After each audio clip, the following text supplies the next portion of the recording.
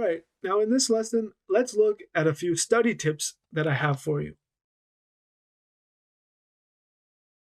Now, I know what you're thinking. There's so much in this course. How do I study? Where do I start? All right, so I'm here in this part to tell you the best way to learn with this course. Don't worry, I will break it down for you. I will make it clear. You will know exactly what you should do. So, I want you to again look at this PDF. This PDF is going to be your best friend. Okay, it's going to easily allow you to go all over the course and build this big picture of what is in this course. Now, the way I recommend using the course is to take each big section, English grammar, English punctuation, and English speaking. And you're going to use those sections and study something each week from one of those sections. So for example, for English grammar, you pick one of the topics. And if I were you, I would just go from the start. You start with verb tenses, and you start with all of the lessons in that topic. Also, you pick something from English punctuation, and you make that what you're going to learn for the week. And then in the English speaking section, you pick one of the topics for the week. That way you have one section from each part that you focus on for a week. This will let you learn and not be overwhelmed. Now, if, let's say, right now you only want to focus on English grammar, okay, so how would you do this? Well, the English grammar course is structured, okay, or the English grammar part is structured in a very specific way. So if we look down here, you'll see that I've highlighted these different topics within these main topics, right? And this is to show you what you should know or what you should be learning depending on your level, okay? So we have this common English structure here, right? You know, level A1, level B2, okay? Very common in European countries. Basically, you know, A1, A2 is beginner, okay? B1, you're starting to move up from like absolute beginner. Then, you know, you're into B2, you speak English pretty well. And then C1, you know, you're very good at English. You're trying to become the best, okay? So use this guide to kind of show you, you know, based on your level, what should you be focusing on? And you can see here that green is the absolute beginner, okay? If you really want a good, strong foundation in English, you know, focus on these green topics at first. And then, you know, when you're a little bit more comfortable, you're feeling like, you know, the beginner stuff is too easy, then really focus on these blue topics.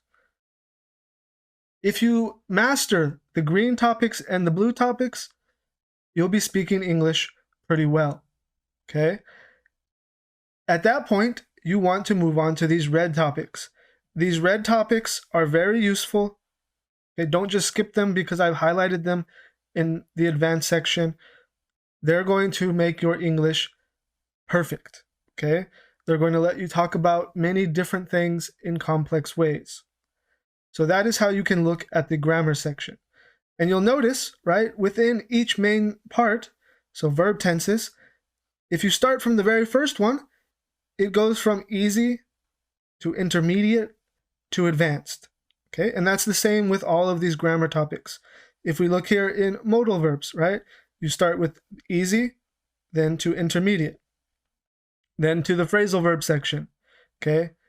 Phrasal verbs, I put all in the advanced because you don't need them to speak, right? You can communicate without them, so they're kind of like an extra additional thing to make your English sound even better or fancy.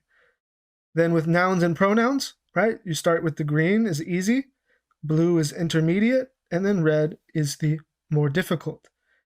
Then with articles and demonstratives, we have mostly easy, right? These are things you absolutely should know and be able to use.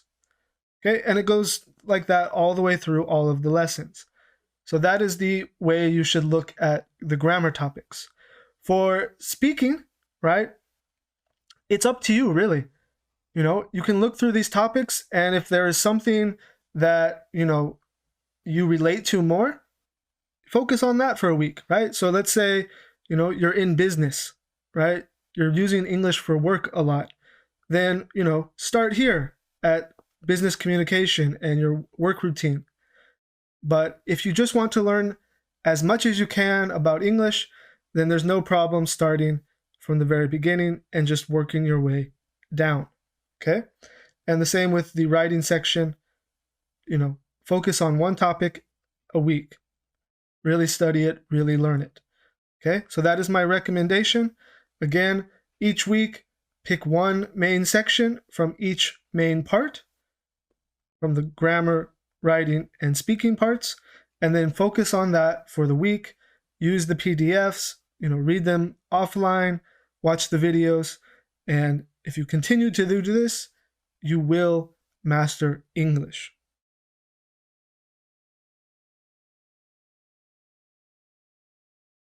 Speech shadowing. And what you're doing is you're imitating the English that you are listening to. Okay, so you listen to how a native speaker says something, and basically you copy it, right? Now, this sounds easy, but there's a good way to do this and a bad way to do this. You really need to focus on the speech, okay? Don't just lazily repeat it. So the best way to approach it is listen to it many times, okay? Really listen to it. Listen to their rhythm, everything about the audio that you can hear. Look at the subtitles, okay, to make sure that you are understanding each word. It will help your brain connect with the audio better.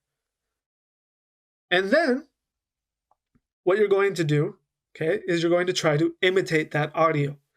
So play the sentence, listen, and then pause it and repeat yourself, okay? And repeat it out loud like you're talking to someone. And if you do this over and over every day, I promise you, your accent, your fluency, everything is going to really improve. And some of you may be new to English, okay? So you can't practice at a normal spoken speed. So the best thing to do is slow the speed down, right?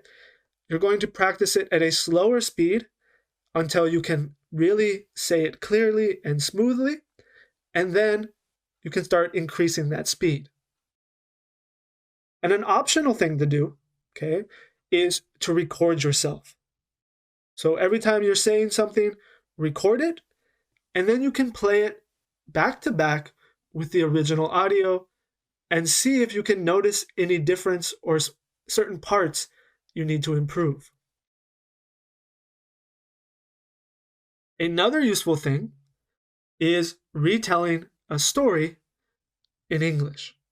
Okay, so what does this mean? Well, if you listen to a conversation or you read some article, then after that, you should try to retell a summary of that story or of that conversation, but in your own words.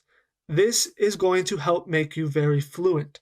It's going to force your brain to quickly create sentences on the go. Okay, so you're going to try to choose different words, different sentences to retell the same story or same conversation you just listened to. This is really, really helpful. And all of these things are very important, but if you don't know what to look for, they're not that helpful. So this is what you're looking for. Okay, you're looking how to identify or how to practice the natural flow of English. Okay, the secret, right? This is the secret to speaking any language fluently. It's going to make you sound like you're from the United States or like you're from England or Canada or South Africa or anywhere that speaks English as their first language. Okay, and that is to mimic the natural flow of their English. So there are some things you should look for. The first one is something called linking.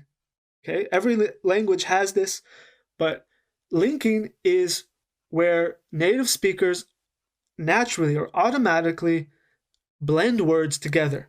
Okay, they join words as they speak, and the sound that comes out is much different than saying those two words individually. Okay, so you're going to have to really look for these things. And once you start to catch them and identify them, your listening is going to improve, your speaking will improve, and you'll become much better at English. And one of the ways to identify these is to know about things like contractions, right? Contractions are shortened forms of two words. Here are some common examples. For example, if you have the words I am, right? I am becomes I'm.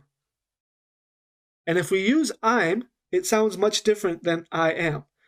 So let me give you a sentence, and I'm going to try to show you the difference and how you can spot linking, right?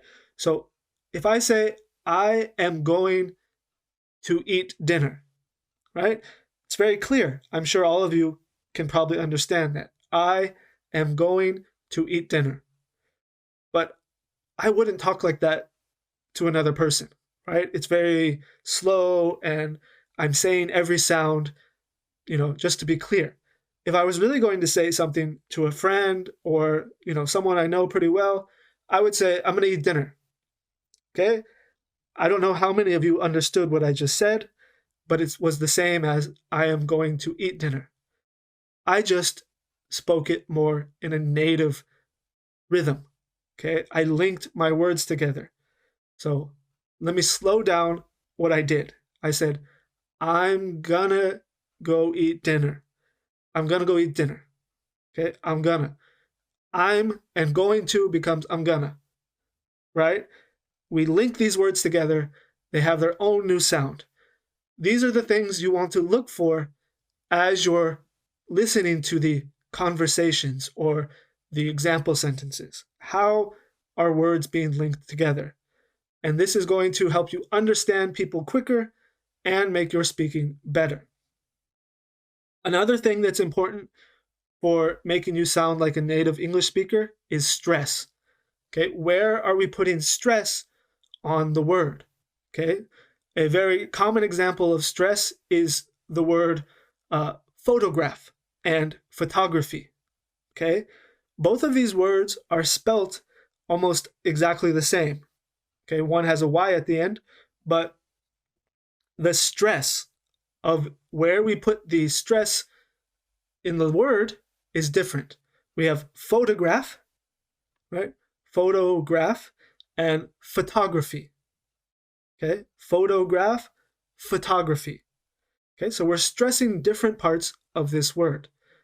This is important to pay attention to for your own accent. And together, if you start focusing on all these things, you will learn the rhythm of English, okay? Like the musical rhythm. And then pretty soon, you're going to be speaking like a native English speaker. Now, let me show you how you can adjust the video play speed, right? If you have your video player open for the course, you'll see these numbers right here in this image, the 1x, 2x, 1.5x. That is the speed of the video, okay? Now, if you're a beginning learner, right, and English is difficult for you, don't be afraid to slow the video down. It will help you so much, okay? And even if you're an advanced learner, when you're practicing the speaking section and the conversations and the vocabulary, slow it down. Practice at a slow speed. Make sure you're speaking clearly. And then, when you're ready, you can move it up to the next level until you get to regular speed. Okay, see you in the next lesson.